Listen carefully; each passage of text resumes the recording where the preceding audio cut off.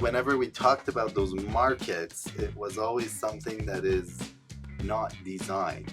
It is just the freedom of trade, of economic activity, versus the idea of that it would be designed was actually what free market capitalism was trying to fight. It was saying there shouldn't be a central designer. That's communism, and that it shouldn't be like that. So economists have thought about this idea of a market full of surprises, but they thought of it as something that isn't designed, and it shouldn't even be designed. What is generativity? It's the new accelerator for entrepreneurial value creation. Professor Mohammad Keyhani explains how generative tools are rewriting the rules of value creation and how the biggest economic shift ahead is entrepreneurial, not organizational.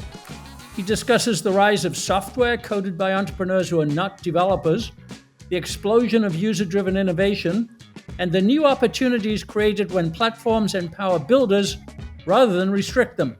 If you're unclear about where the economy is heading, this conversation will reframe your assumptions.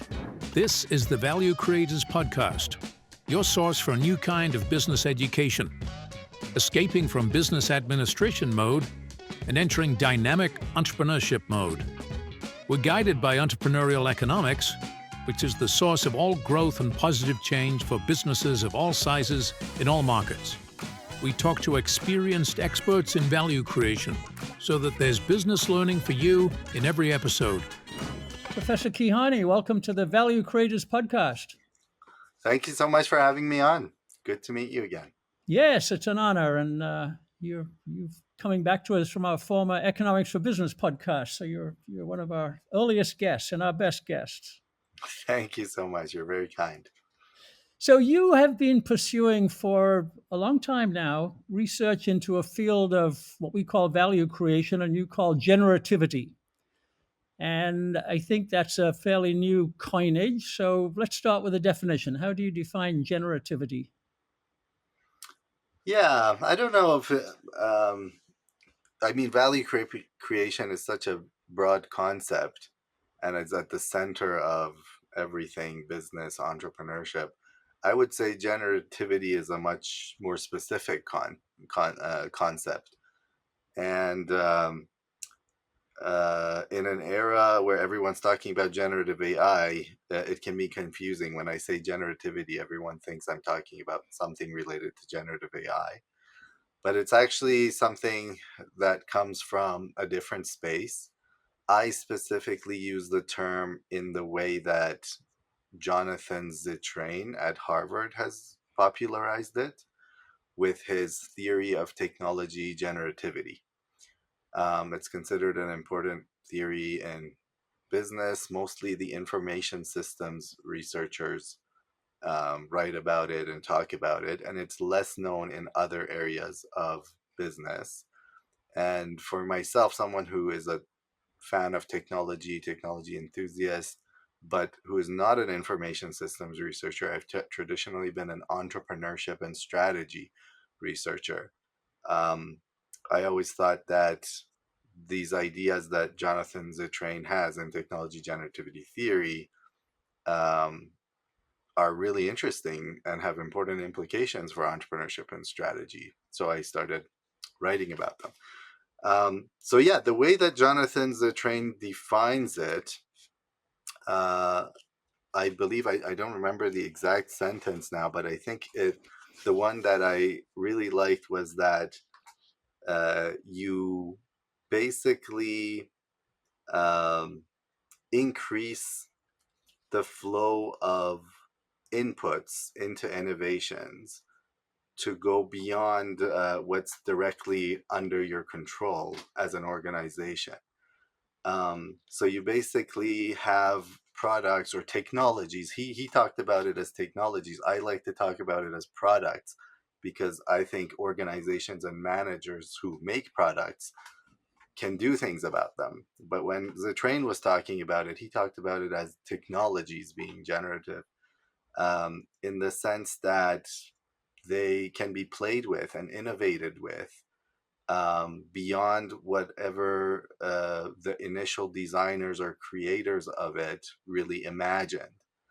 Um, and so they can kind of take a life of their own.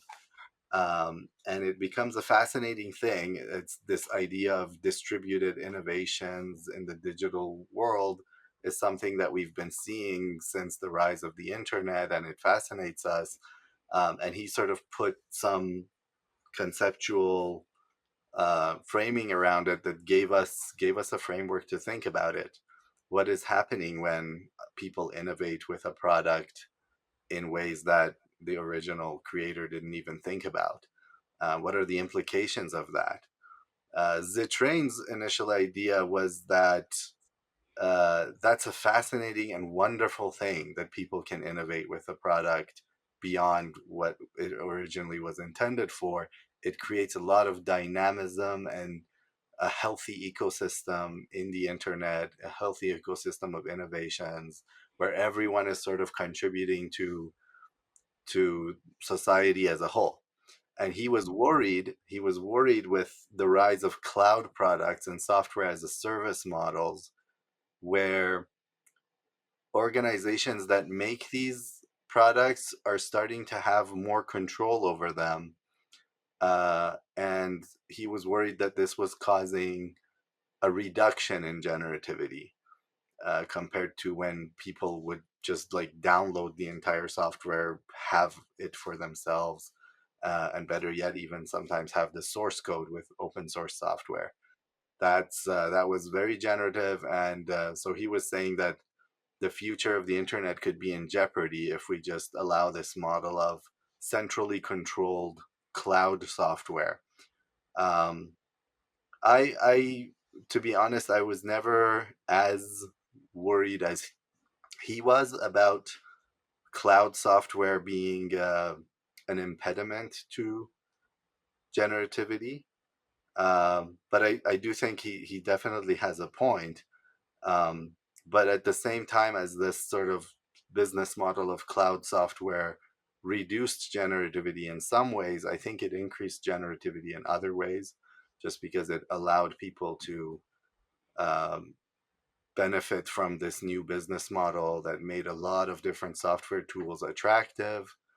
And I show examples in my book of this kind of cloud software still being able to be very generative, similar to the no code platforms like Bubble or ChatGPT.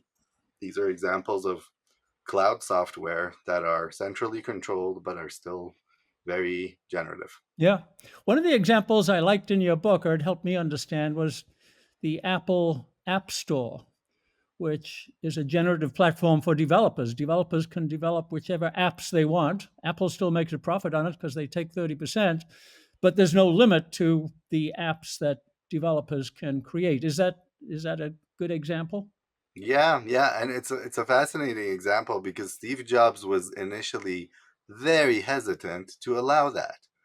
It's something that I talk about in the book, that if you want to embrace a generative business model, there are trade-offs, there are sacrifices, and one of those sacrifices is you kind of give up control in some ways. And Steve Jobs was very worried about giving up control with the app ecosystem. He wanted just the perfect apps to be on the App Store Mhm. and nothing below his standards to be on the to be on the iPhone, basically. But once he was able to get over that, the App Store essentially became the main profit driver for Apple. Right. And one of the main attractions for the platform, the iPhone, it's because it's got so many apps. That's why people love it so much. Exactly. So this is a really interesting dimension, Dr. Keyhani, which is the control versus freedom. So everything we've been taught in business historically is about command and control, and as you say, developing products and making that the standard in the marketplace. And you talk about surprise, which a lot of businesses would rebel at, but let users and third party independents surprise us with unexpected innovations. So how do you think about Yeah. surprise? That's an exciting Yeah. I mean, concept. economists have never had a problem with that concept. They think of dynamic markets, those Hayekian markets where things happen and flourish and surprises and innovations come up all the time. I think what's new here is that we never, like, whenever we talked about those markets, it was always something that is not designed.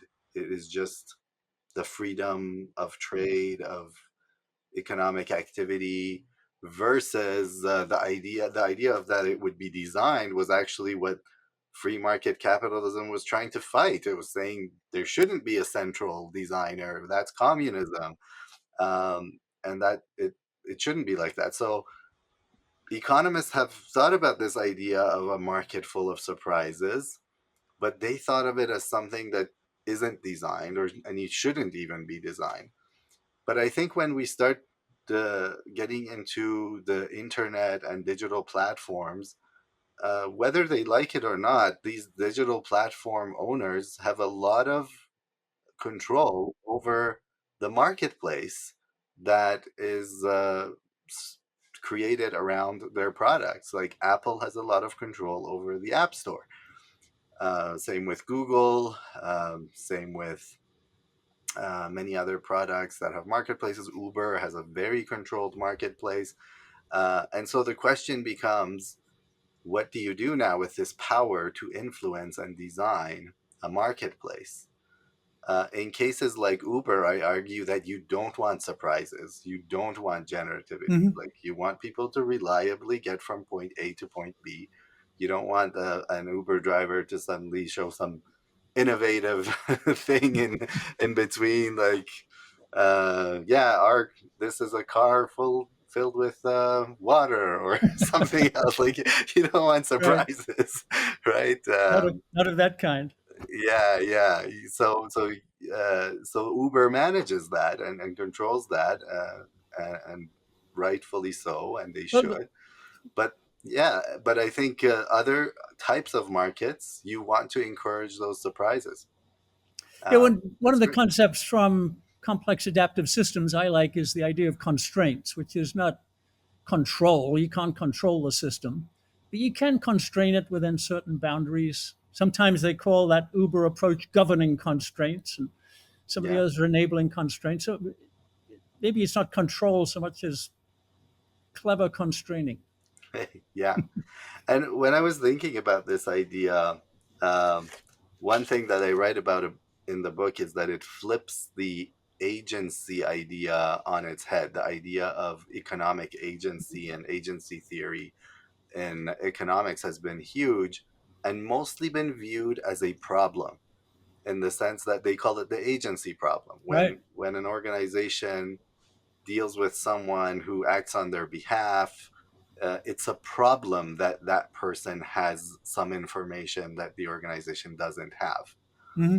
And I was thinking that in this model, when you're thinking about generativity, it's not a problem. It's actually a good thing that you are able to get other people to produce value in ways that you couldn't do because you didn't have that information. It's not a problem that they have more information. It's an easing of your constraints. You don't Hmm. have to have that information, and you can still benefit from their economic activity. Right. uh, And and in a their way, freedom. yeah, yeah, it flips the agency problem into an agency opportunity, in a way. Well, let's dig into design because you spend a lot of time about design in your book. The generativity advantage. I should have mentioned the title. We'll do that in our intro. But um, There how it is. can good the generativity advantage? So how can you design for the kind of freedom and free use and innovation and creativity that users are going to have? How do you design that? Yeah, I think that it it comes from, to some extent, my own experience, and when we talk to users of different platforms, uh, they mention that there are things that the platform could do to make it easier for them to innovate, and in particular to profit from those innovations.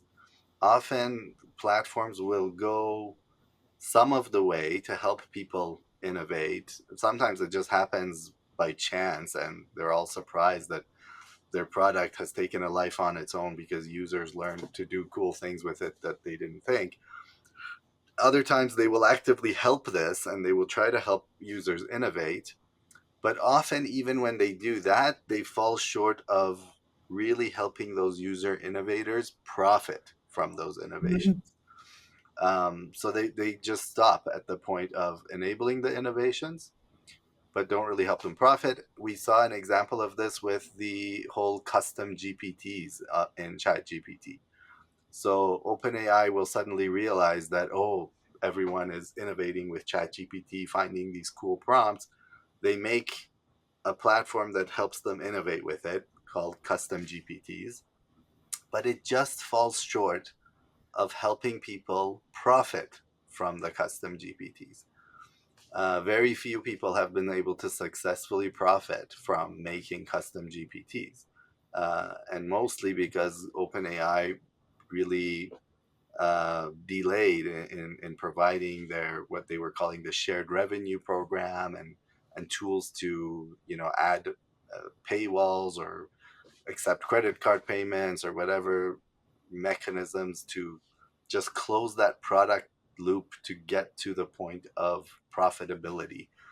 Um, so that's an example of things that companies can do Mhm. to actually enable more of this dynamism. If people can profit from their innovations on your platform, there will be many more people trying to innovate with your platform.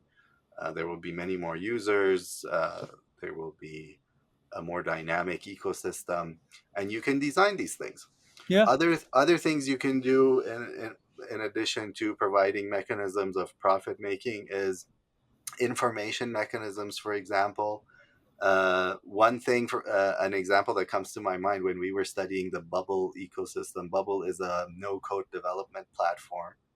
We were studying the plugin ecosystem in Bubble, Hmm. and a few of the plugin developers that we talked to told us how valuable it was because Bubble itself was not providing enough documentation and resources, but they had this trick where they were saying if you want your plugin to be free, um, you have to release the source code. It has to be open source as well.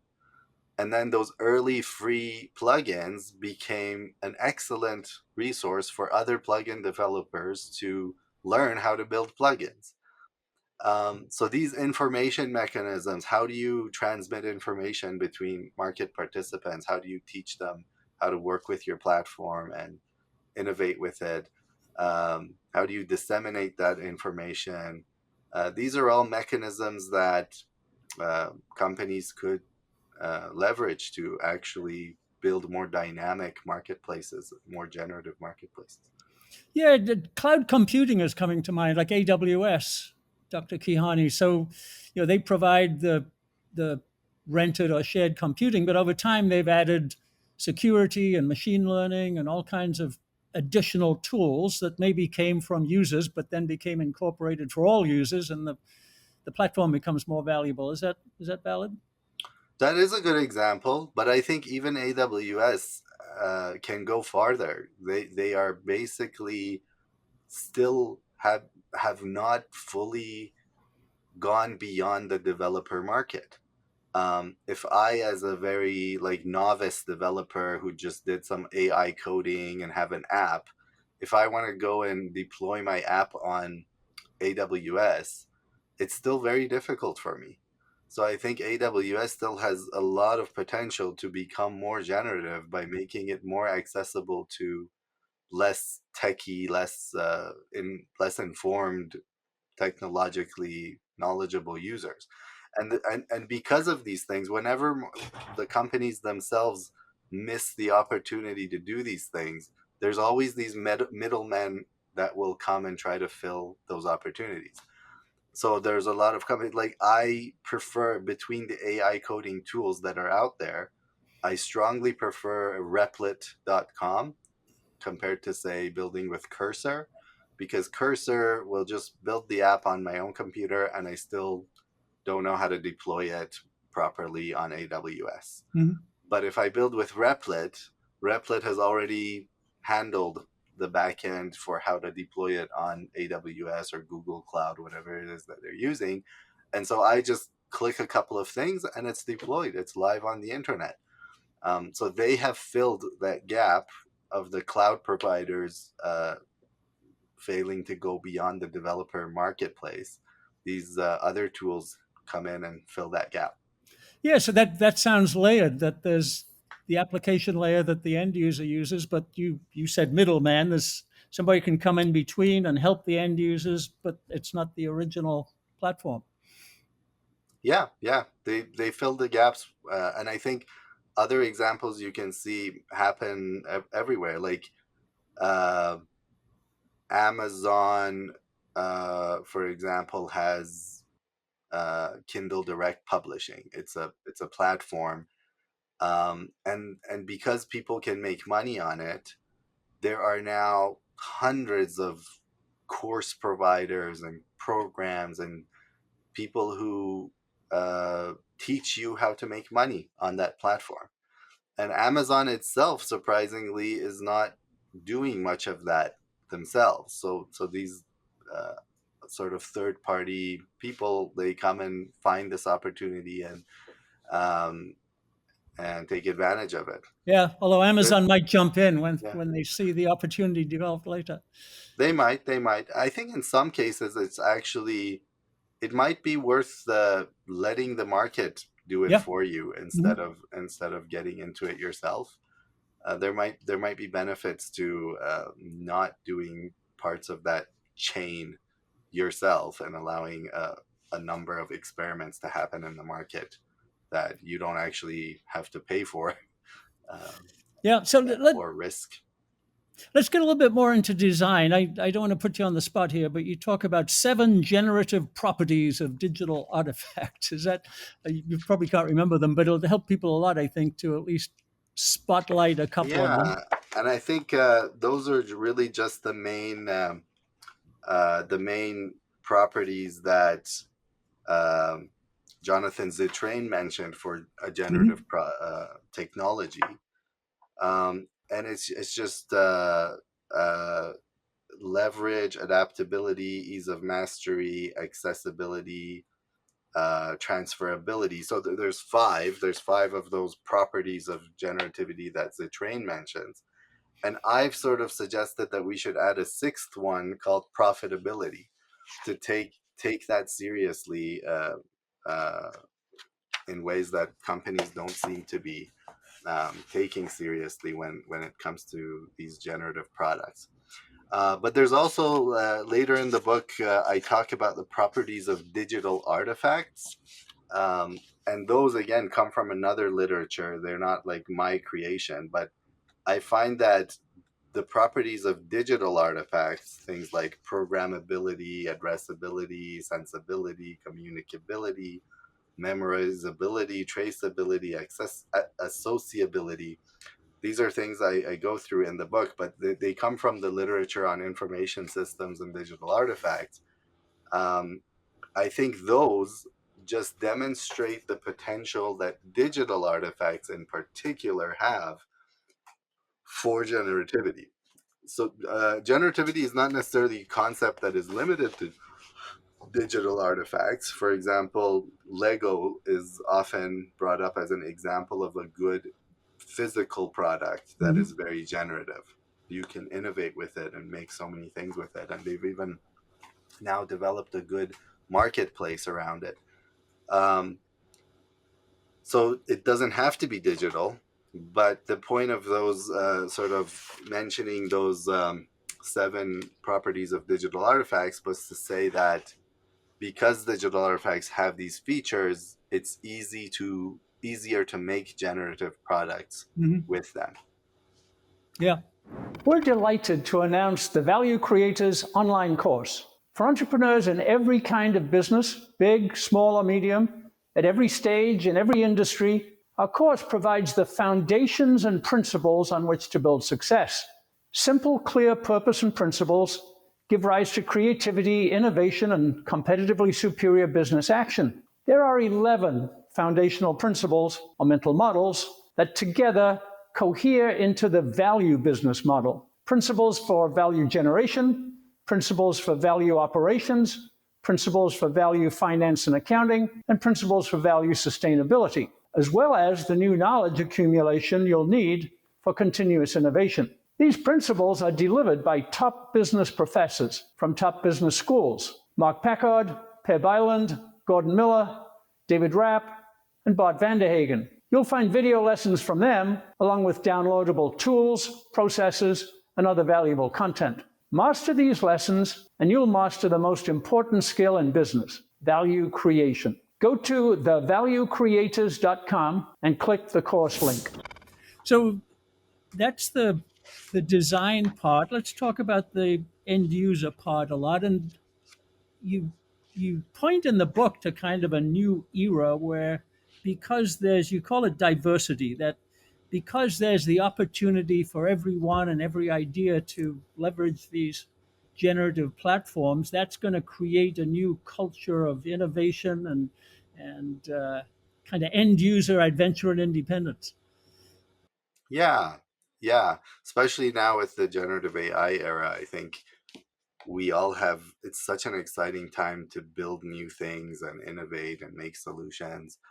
Um, I think a lot of products, if you're thinking of your product as a generative product, you really should think of it as a meta product rather than a direct product. So it solves a category of problems rather than a problem. And I think for entrepreneurship, folks like myself, we always tell people to, have your 30-second elevator pitch.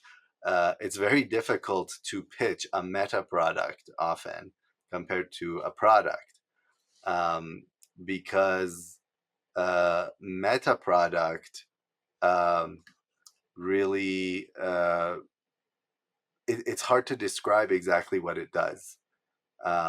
So I imagine myself thinking of like early Notion or Coda or even Bubble, really trying to explain to people what does this software do, because it does so many things.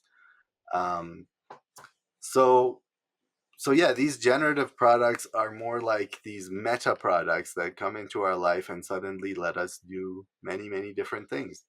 Another example is Zapier and Make.com, that allow you to connect so many tools together. They're kind of like the Lego building blocks of software as a service. When I teach my students about those platforms, they feel very liberated. They suddenly feel like, oh, like I can connect this to that and this to that. And it's just like, it's like you've given them a whole toolbox to go play with and innovate. And it's a really good feeling. You feel empowered to build things. You feel like um, you can do things you didn't think you could do, especially if you are not a software developer. So much of the world of digital innovation has just been the playground of software developers so far, and that being opened up to non-developers is going to be a huge wave and a huge boost for our world. That now this uh, entire new ecosystem of players that is probably many times larger than just the population of software developers is now engaging in digital innovation, building solutions, building products. It's going to be a huge boost for our world. Yeah, that's super exciting. So when we talk about entrepreneurship, we talk about imagining some future that doesn't currently exist, and then if you're an entrepreneur, you work backwards from that. You figure out how to bring that imagined future into existence. It sounds like a generative platform is the tool to do that. Right now that I've got a vibe coding, I think they call it. Right, I can give it a verbal prompt and it'll give me code back. Is that right? So I'm encouraging this, imagining the future and getting to the future. Yeah, and I think that's a very good way to frame it, that a generative product is a platform for entrepreneurship. Because again, I feel like many of the creators of those products don't take their user innovators seriously as entrepreneurs. If they realize that what they're building is a platform for entrepreneurship, they will think about it differently. Like I really don't think that um, OpenAI initially took the custom GPT builders seriously enough as entrepreneurs. They thought of them as innovators, that people who would be like building custom solutions with these things based on their own use cases. But they didn't take that extra step of thinking of them as entrepreneurs who would then sell their innovations to others and try to earn a profit and build solutions that scale. And that's the part that I think this entrepreneurship framing will help. If these companies really uh, think of their user innovators as entrepreneurs, they will provide them with better tools, and people can innovate with them better because the incentive mechanisms for innovation become more powerful. Yeah. But we need the other side of that, don't we, Dr. Keyhani, that there's an entrepreneurial and innovation mindset on the user's part. And do Exactly. Yeah, you, yeah. do you see that happening? Yeah, we see that too. I think more and more it will happen. I always say that we are, because of the AI era, we're going to be moving away from a jobs based society to an entrepreneurship based society, at least until the AIs figure out how to become entrepreneurs as well. But for a while, we will transition from a jobs based society to an entrepreneurship based society because there will be less and less needs for jobs and more need for entrepreneurship and opportunity to be an entrepreneur. So I think more and more people will have to learn this mindset. Um, like if you think about it, it's a it's kind of an unusual thing that we've become accustomed to as normal, that people sometimes even call it a right to jobs, like a right to work. Um, that you would have the right to have someone tell you what to do and then pay you money if you do it. I feel like it's an unusual thing that we've just become accustomed to, and more people will just have to figure out what creates value on their own rather than wait for someone else who's figured it out, um, to tell them what to do and then give them money to do it. I think it jobs will become less and less of the default economic activity, and entrepreneurship will become more and more the default So, activity. what does that say about the future of the structure of the economy, if I can use that term? Are we going to end the era of firms as the unit of value creation and have more entrepreneurial individuals and teams working on these generative platforms? Is that a new structure of the economy? Um, Maybe in some cases, I think in some industries, firms may be disaggregated and replaced with a lot of individual entrepreneurs. In other industries, I think whenever you have economies of scale, where if someone is able to do something at scale with a lot of resources, um, maybe less human resources, but maybe other kinds of resources, you're still going to have some very large firms. Like when it comes to physical robotics, for example, um, things that can, even if you're talking about digital AI agents, um, I think uh, companies that have more resources are going to be able to organize and orchestrate armies of digital AI agents more efficiently at scale compared to the average individual person. Um, so I think in some things there will still be these economies of scale that give rise to large firms. Um, but I think they might have less and less humans working for them. Yeah. Or Yeah. maybe you end up with a number of large scale generative platforms, right? Those are now the firms. They're all got to be generative, and then you have the entrepreneurs working on one or more platforms, probably more than one.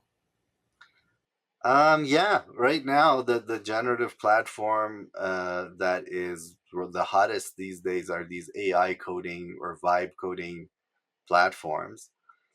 So they give us a clue into like what is the future going to look like.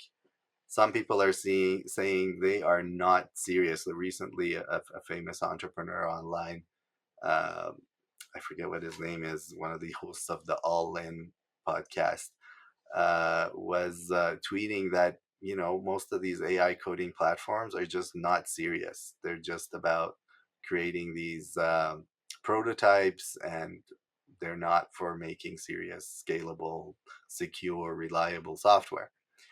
But on the other hand, a lot of people are making really good software. Replit recently started highlighting some use cases of people who have AI coded software that is making lots of money in revenue, successfully deployed at scale, and is making substantial money.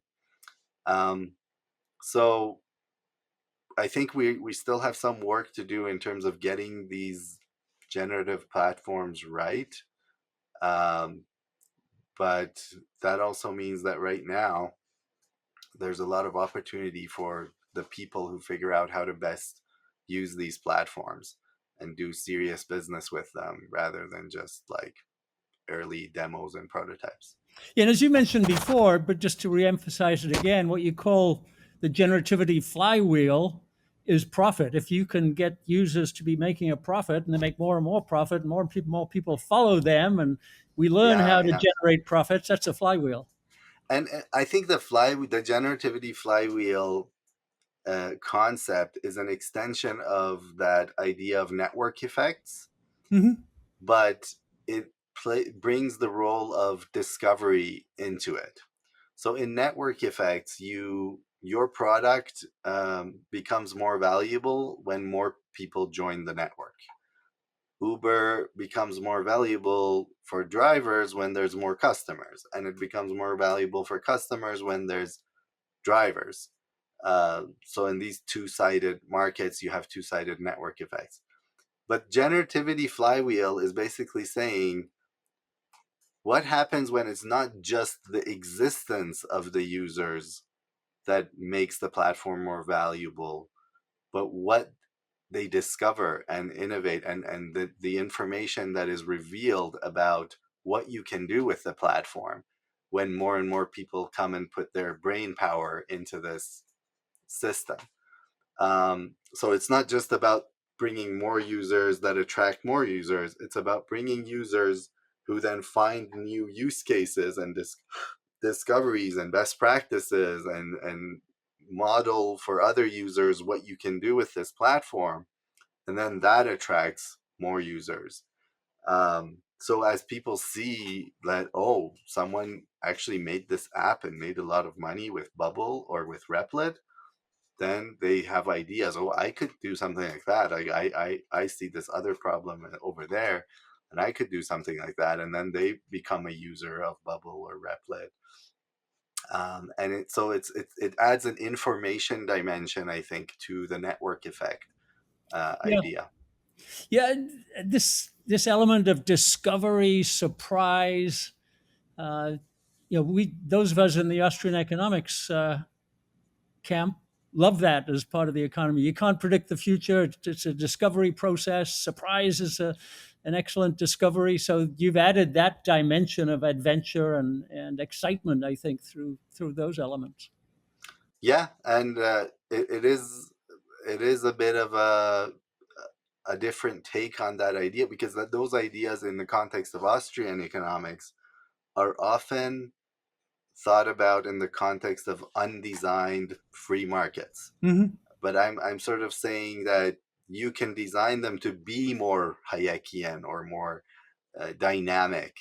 And I think ideas. I borrow ideas from Edmund Phelps, the Nobel Prize winner, and endogenous growth theory, people who worked on the role of knowledge and innovations in markets, to sort of say there are ways in which we can actively make markets more dynamic.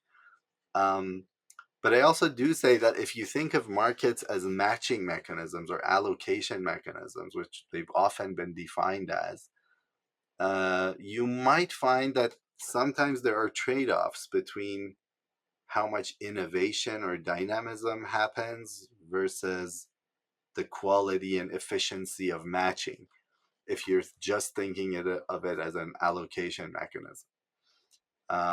And maybe depending on how much dynamism you want in that market, like I said, Uber doesn't want much innovations in that market. Um, you might have to strike a different balance of how much innovation you want spurred in the market versus the efficiency of matching and resource allocation in the Yeah, market. that's old style economics, right? There's always trade-offs. The more freedom you give, the more crazy outcomes you're going to have to tolerate. Exactly, exactly. That's from a strategic perspective, that's difficult. It's the Steve Jobs conundrum for Yeah. allowing external apps on the App Store. Ultimately, it benefit, and they figured it out. Like you said, they had a very they and they still do have a very strict system for approving apps, and they always have to manage the dial for how strict they are Mhm. very carefully. If they are too strict, people will just not want to submit apps to the App Store. Right. And you already hear developers complaining how hard it is, but it's still the best outlet for them.